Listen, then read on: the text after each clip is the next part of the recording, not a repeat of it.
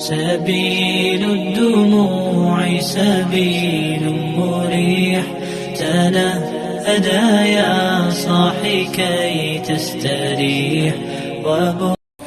Kisah Imam Abu Daud. Imam Abu Daud adalah seorang perawi hadis yang menyampaikan sekitar 50.000 hadis, lalu memilih dan menuliskan 4.800 diantaranya dalam kitab Sunnah Abu Daud. Nama lengkapnya adalah Abu Daud Sulaiman bin Al-Rais Az-Sijistani.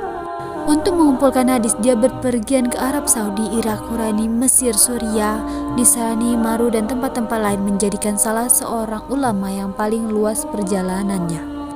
Abu Daud sudah berkecimpung dalam bidang hadis sejak berusia belasan tahun. Hal ini diketahui mengingat pada tahun 221 Hijriah dia sudah berada di Baghdad, dan di sana dia menemui kematian Imam Muslim.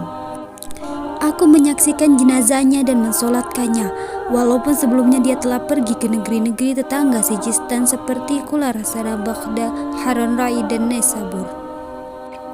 Setelah dia masuk kota Baghdad, dia diminta oleh Amir Abu Ahmad Al-Mufwa untuk tinggal dan menetap di Basrah, dan dia menerimanya. Akan tetapi hal itu tidak membuat dia berhenti dalam mencari hadis.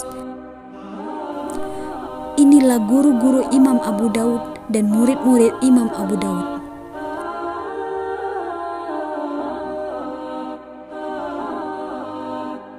Imam Abu Daud menyusun kitabnya di Baghdad. Minat utamanya adalah syariat, jadi kumpulan hadisnya berfokus murni pada hadis tentang syariat. Setiap hadis dan kumpulannya diperiksa kesesuaiannya dengan Al-Quran, begitu pula sanadnya. Dia pernah memperlihatkan kitab tersebut kepada Imam Ahmad untuk meminta saran perbaikan. Kitab Sunan Abu Daud diakui oleh mayoritas dunia muslim sebagai salah satu kitab hadis yang paling autentik. Namun diketahui bahwa kitab ini mengandung beberapa hadis lemah. Banyak ulama yang meriwayatkan hadis dari dia, diantaranya Imam Tirmizi dan Imam Nasa'i. Al-Khintabi mengomentari bahwa kitab tersebut adalah sebaik-baik tulisan dan isinya lebih banyak memuat fikih daripada kitab Sahih Bukhari dan Sahih Muslim. Ibnul Arabi berkata, barang siapa yang menguasai Al-Quran dan kitab Sunan Abu Daud, maka dia tidak membutuhkan kitab-kitab lain lagi. Imam Al-Ghazali juga mengatakan bahwa kitab Sunan Abu Daud sudah cukup bagi seorang mujtahid untuk menjadi landasan hukum.